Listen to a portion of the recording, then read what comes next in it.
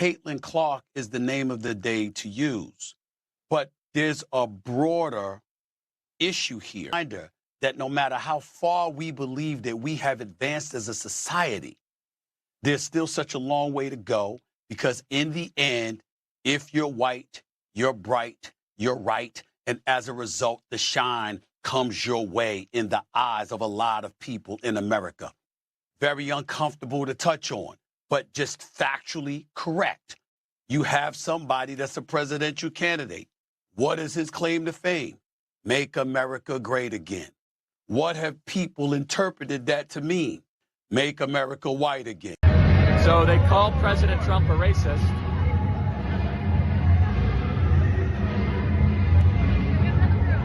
You think Joe Biden could do this? I don't think so. Make America white again is factually correct, you say? Really? Yeah, I don't think so either, Miz. Hey there, guys. Welcome back to another video. My name is Eric on Referent Report, and this is how Stephen A. Smith is race baiting trash. Before we begin this video, please drop a like down below, comment whenever you find something interesting about this video, and subscribe to the channel. Make sure you hit that bell right down here, and then you'll never miss another edition of Referent Report. So what can I say about Stephen A. Smith? He's probably one of the greatest race baiters of all time. And his stupid, dumb, make America white again comment is just the epitome of what his whole career has been. Because anytime Stephen A. Smith can input a racial narrative into something, you can bet he's going to throw it in there, whether you want him to or not. Like, if recently wasn't enough proof that he's a race baiter, how about let's go back in time to 2022? That being done to a brother. Because I got news for you, America. There's plenty of white folks in professional sports that's doing their thing. And I say that not complimentary. I don't see the information out about them. Why are we talking about this now? We got to talk about it because it's the news. Ain't none of our damn business. There it is. Because when a head coach is found having an extramarital affair with somebody on the member of the staff of a sports team, in this case, the Boston Celtics, Udoka thought for some reason it was okay to bang one of them. And Stephen A. Smith, for some reason, thought that this only came out because this coach was black. Then, of course, decides to say, well, what about white people? Let me ask you this. Could you imagine if the shoes were on the other foot? Say that was a white pundit saying, what about these black people? I guarantee you that man would have got fired in 2 seconds. For the record, I am not saying racism's okay from anybody. White to black, white to Latino, Latino to black, black to white, black to Latino, whatever. It doesn't matter. It's not okay across the board. I don't care who you are. Racism is purely evil. Back to Stephen A.'s point about what about white coaches? Guess what? We did go after a white coach. To a developing story, former Ohio State football coach and current Jaguars head coach Urban Meyer is apologizing after a video of him with a woman at an Ohio bar was all over the internet this weekend. Lindsey Buckingham has the latest. This was probably not the best start of the week for Urban Meyer and his family after this video surfaced over the weekend. Here's what happened. After the Jacksonville Jaguars played the Bengals in Cincinnati Thursday night, Meyer has said he didn't fly back to Florida with his team after the game so he could get dinner with family. Later that night, at his own bar, someone shot video of a woman who is not his wife dancing against him. I guess you could say she wanted some of his Oscar Mayer wiener. Just hours before, Meyer's wife, Shelley, commented on another photo of the coach with friends, sharing she had stayed home to babysit the couple's grandkids, using the hashtag Buddy deserved a night out. She has not said anything since, but Meyer has. At a news conference this morning, a contrite Meyer said he's apologized to his family and team. Yeah, that's not me, and that's, oh yeah, they're upset. I just apologize to the team and staff and for being a distraction. Just stupid. And so I explained everything that happened and owned it, and just stupid. Should not have myself in that kind of position. So yeah, Steve, it does happen. A lot more than you think. You damn racist. Its status as king of the hill at this particular moment in time. There's a reason the National Football League is looked upon as a brand on the downside, struggling to recapture an insatiable allure that's been lost, with everyone noticing the National Basketball Association nipping away at their heels. It's the National Basketball Association that has successfully globalized its brand. It's the NBA that's cultivated itself into the advantageous position of having such a great relationship with its players that headlines of players hating the commissioner are literally non-existent. Yeah, you know what's also fun about the NBA? Watching players leave teams every 2 to 3 years because they're unhappy. And, where the hell is loyalty gone in sports nowadays? I don't want to play with you anymore.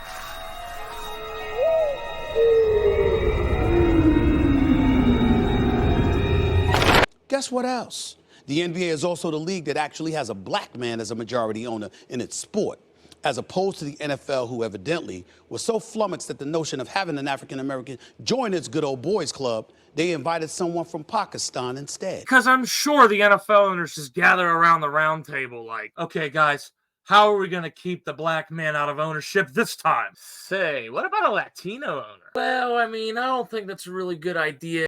Okay. Hey, you, Phil, what's your plan? Well, you want to know what I think?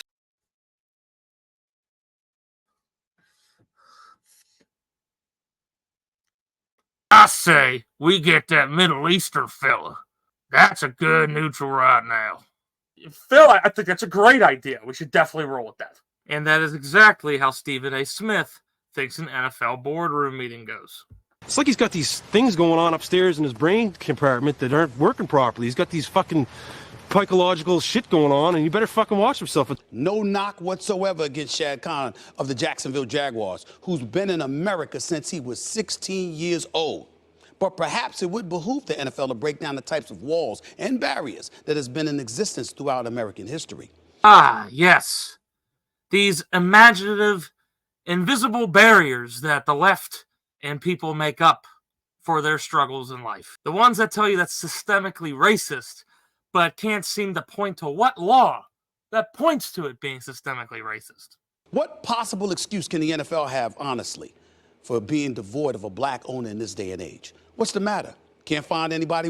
Well, I would think a quick population demographic would probably change your mind. America is made up of 67% white people, 13% black people.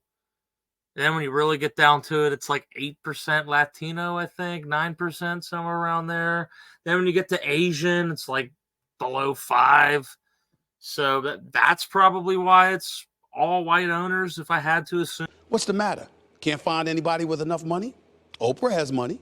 P. Diddy has money. Robert F. Smith, an American businessman, investor, philanthropist, founder, chairman and CEO of... I'm just going to take a wild guess as to why maybe they don't own an NFL team. Well, for one, Diddy's going to prison. That's probably why. But for the rest of the names, the BET CEO and all that, Oprah Winfrey. If I had to take a guess why they're not NFL owners, it's probably because they don't want to. Like you say, they have the money, right? So why don't they? Probably because they have no interest. And that's okay. Is Stephen A. Smith really trying to pressure black people to buying an NFL team? Seriously?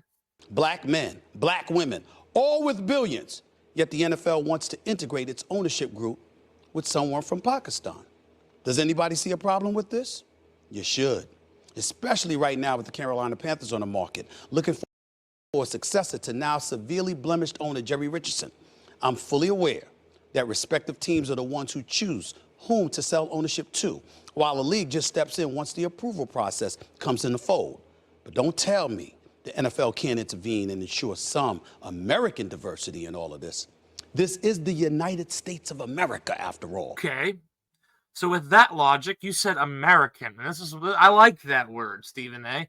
Because as American, then, you should be happy when another American gets ownership of an NFL team, regardless of race, if you truly believe that. Commissioner David Stern did it with Bob Johnson back in 2002, when Johnson became the first black principal owner in North American Major League Sports franchise, when he was competing with a group led by the one and only Larry Bird.